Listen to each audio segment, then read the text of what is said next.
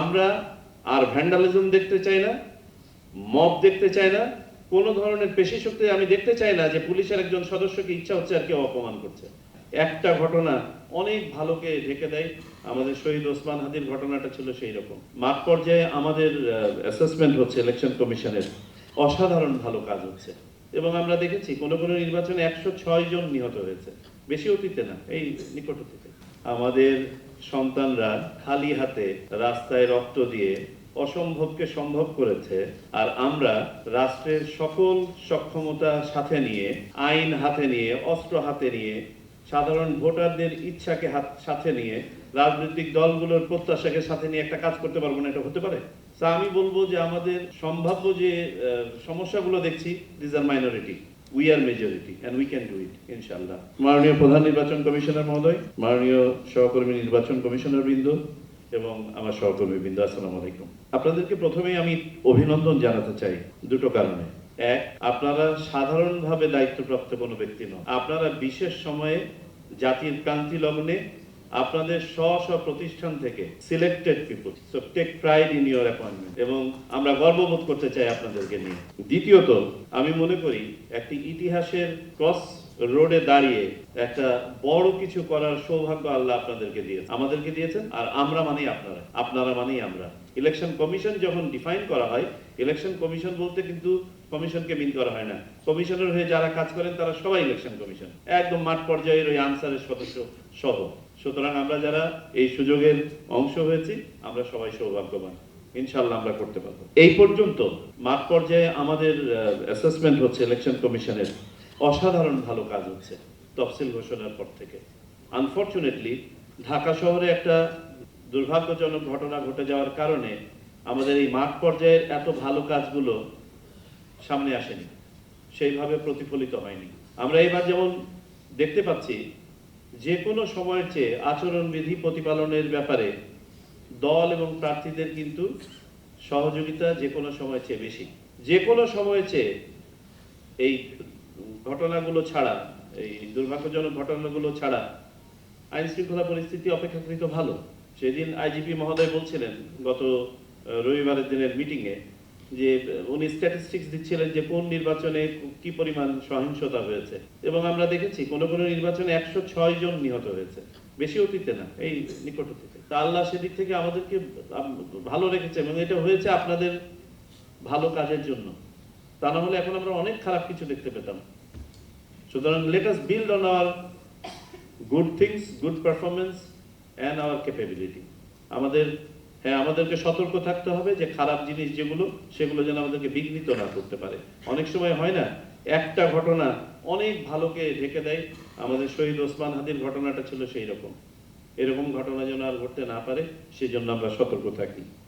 আমি কমিশনের পক্ষ থেকে দায়িত্বপ্রাপ্ত হয়ে আমার কমিটি যে কাজগুলো করে, মূলত আইন শৃঙ্খলা, পোস্টাল ভোট, আইটি রিলেটেড কার্যক্রম, মিসইনফরমেশন ডিসইনফরমেশন রিলেটেড কার্যক্রম, আপনার পর্যবেক্ষক রিলেটেড কার্যক্রম এবং কিছু সাধারণ বিষয়, আমি চেষ্টা করব এগুলোর মধ্যে থাকা এবং আপনাদের কিছু কিছু বিষয়কে অ্যাড্রেস করা। বাই দ্য ওয়ে, কিছু কিছু ইতোমধ্যে অ্যাড্রেস হয়ে গেছে। আমি প্রথমে আইন শৃঙ্খলা দিয়ে শুরু করি। আমরা লিড মিনিস্ট্রি হিসেবে স্বরাষ্ট্র মন্ত্রণালয়কে দায়িত্ব প্রদান করেছি, যেটা আমাদের মাননীয় প্রধান নির্বাচন কমিশনার মহোদয় ইতিমধ্যে বলেছেন। আমাদের পক্ষ থেকে মেসেজ হচ্ছে আপনাদের জন্য, you will have full support of the election commission in delivering your legal responsibility.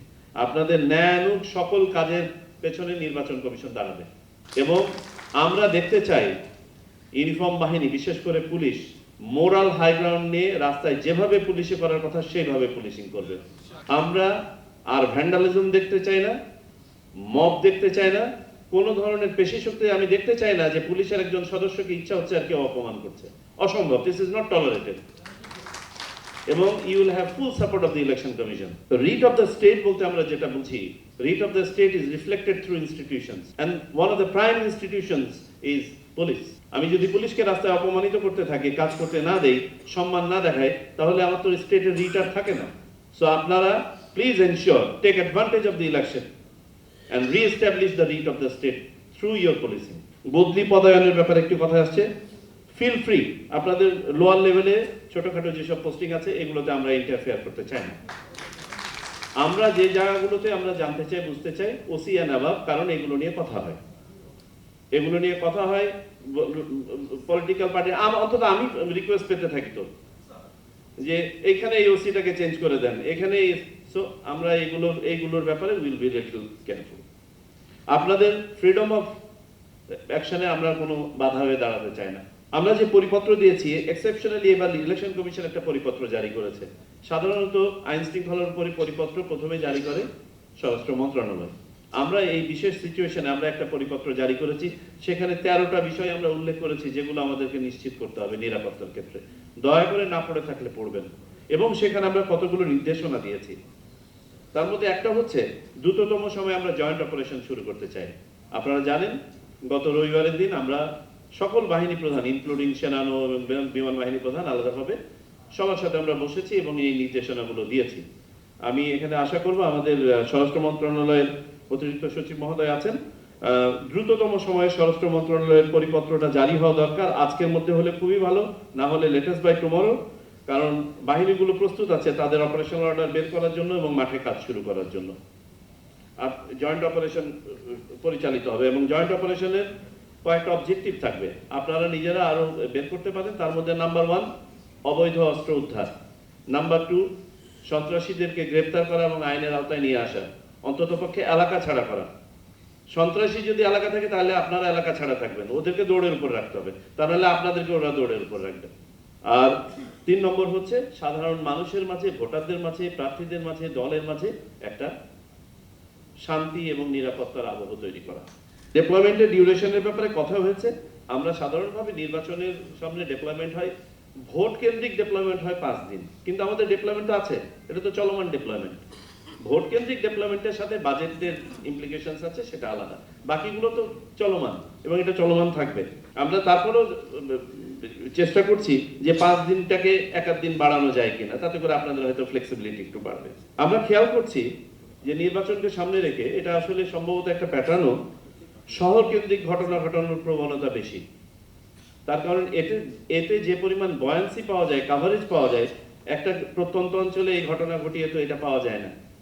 So এই প্রবণতাটা কিন্তু খেয়াল করছে এবং সম্ভবত ঢাকাকে টার্গেট করে যে ঘটনাগুলো ঘটলো, এটার পেছনে এই ধরনের সুপরিকল্পিত পরিকল্পনা থেকে থাকলেও থাকতে পারে বলে আমরা মনে করি। আমাদেরকে সেরকম ধারণাও দেওয়া হয়েছে।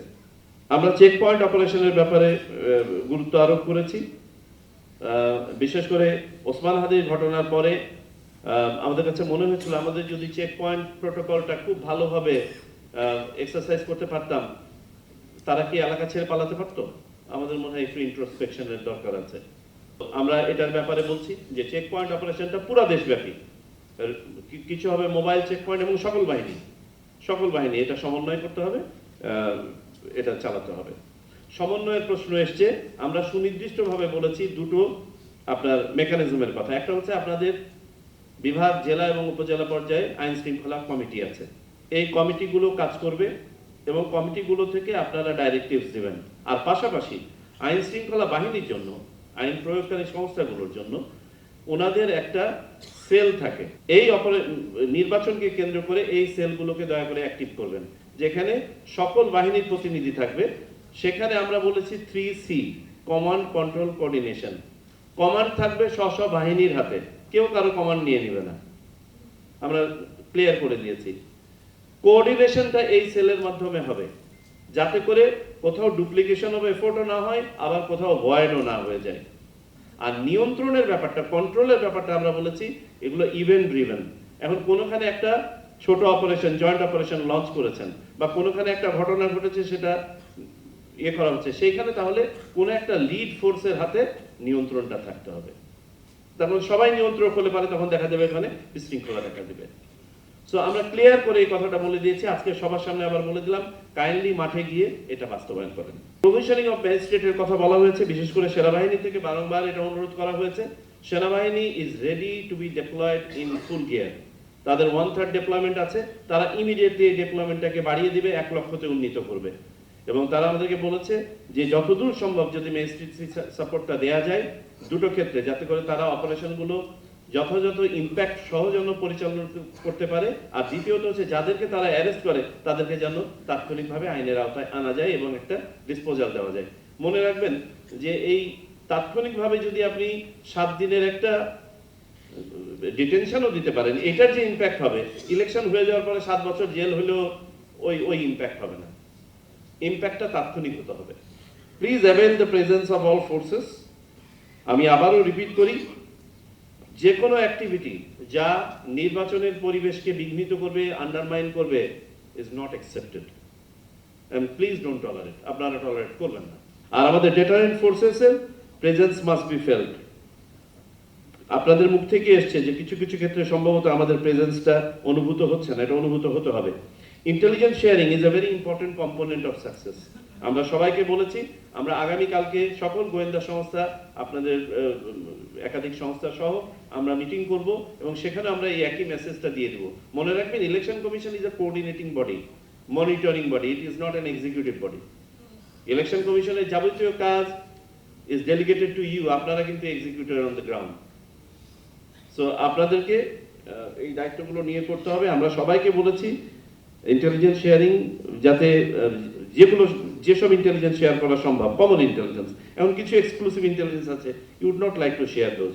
আমরা বিশেষভাবে দেখতে চাই যে কোনো, আমাদেরকে বলা হয়েছে, আইজিপি মহোদয় গতদিন বলেছেন, ডিএমপি কমিশনার মহোদয় বলেছেন যে কোনো একটা জায়গাতে ইনসিডেন্ট হয়ে গেলে যে ওই এলাকা সিল করার যে প্রোটোকল, এটা তারা রিভিজিট করেছেন এবং সেই অনুযায়ী ইনস্ট্রাকশন দিয়েছেন। Please be on board with it.